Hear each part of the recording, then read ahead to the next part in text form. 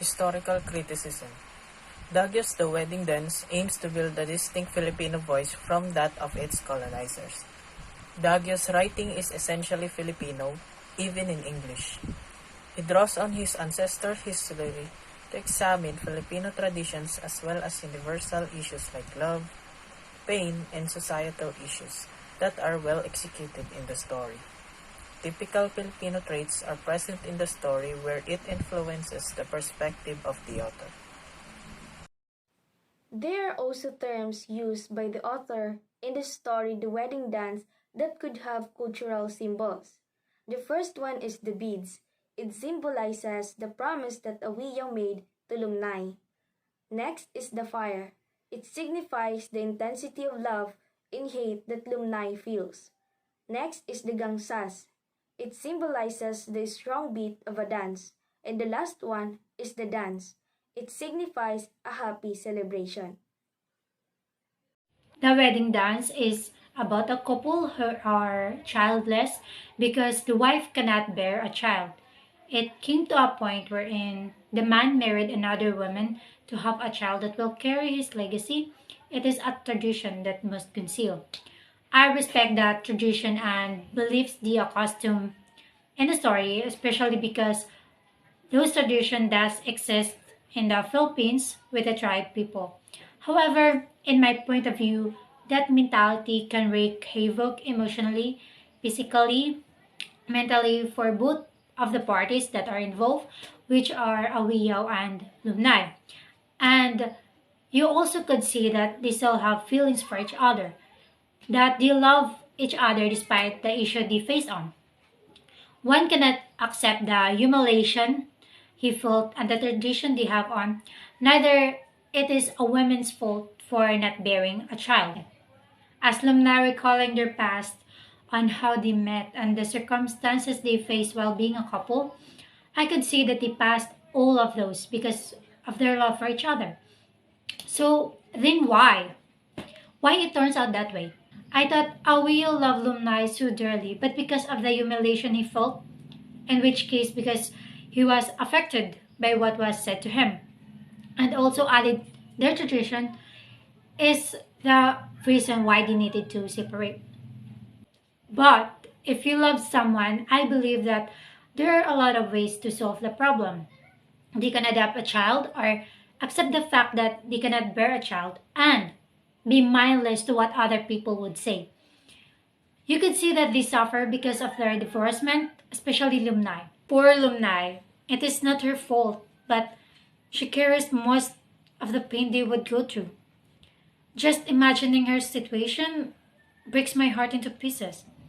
As I read the literary, all I can feel is the pain of Lumnai and the sympathy, of course, for her as she recalls her experiences she goes through and the decision she chooses.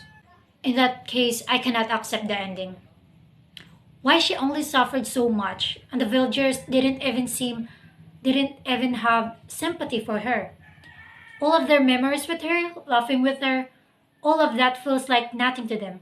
I am also disappointed to the decision she made by not ruining the wedding dance. Should fight for her love. It may not work, but at least she tried, right? Though I also understand why she made that decision. It is rude and also shows disrespect, especially to the new bride, and it would only create chaos. I would only say that Aweo may be strong and idealistic as a husband as they see him, but for me, he is a coward and only focuses on the image of the people to him. He values his reputation, his ego as a man, so he married another woman to solve all of that problem. For me, it is a far-fetched strong man he is, as they say. And what? I also feel disappointed with him as he promised to Lumnai that if he failed on that marriage with Madulimay, he would come back to her. He gave her hope for her to continue loving him, which is not right. Well, he did say that she should find a new man, but giving promises at the end? I think it is selfish without even considering the feelings of alumni.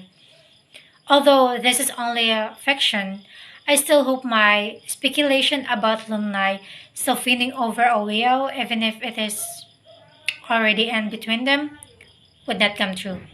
The best way is to set boundaries between them because they are already over. The only way possible is to live true life and move on. What I could only say about this story is that I am so mad at the ending. I need a sequel, please. The short story dubbed The Wedding Dance tells the story of a husband and wife. As a literary work, however, there are some few criticisms I would like to voice out. First, we're going to talk about the best qualities of the work. For a short story, it has frequent use of figurative language that makes the text feel much more alive or colorful, per se. It also incorporates unusual vocabulary, which works with a short but nice flow of the story to keep the readers in suspense. Otherwise, the writing allows for a good story to be told given the few pages that it has. However, the criticism lies in how hard it would be for the inexperienced reader. Sometimes its unusual vocabulary works against it to leave some readers confused. Like some new words are not clear in their meaning, and also it also has a problem describing a scene too much when it shouldn't be, while others are described too little, and this makes for inconsistent writing. Some sentences are also cut short, making the whole work feel rushed. Otherwise, it's a pretty good story. Lumnay was complimented by her husband in the story The Wedding Dance for her skill in farming and her diligence in housekeeping. He even stated that there will never be anyone greater than her. However, in the end, his decision to remarry won out. This is evidence of how women are sometimes inferior to men. Men are superior, especially when it comes to making decisions. Because men are supposed to take a lot of responsibilities, culture gives them authority. To philosophical theory, Awihaw had abandoned his wife Lumnai whom he adored in the story The Wedding Dance. She couldn't give him a kid. He has since married Madulimay in the hopes of having a son to carry on his legacy. Awihaw considers this to be very important in his tradition. Lumnai, on the other hand, is upset because she adores Awihaw and does not want them to be separated.